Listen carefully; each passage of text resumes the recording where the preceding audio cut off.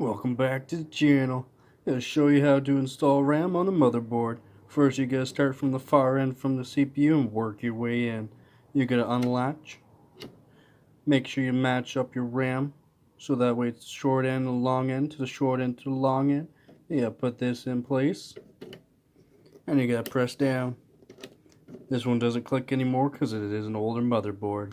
Again, same thing with the next RAM stick. Match it up, open it, put it in, and that's how you do it. Make sure it's all pressed down nicely. It does use quite a bit of force. Again, with the last RAM stick, same thing. Open it up, match up the ends, put it in, and that's how you do it.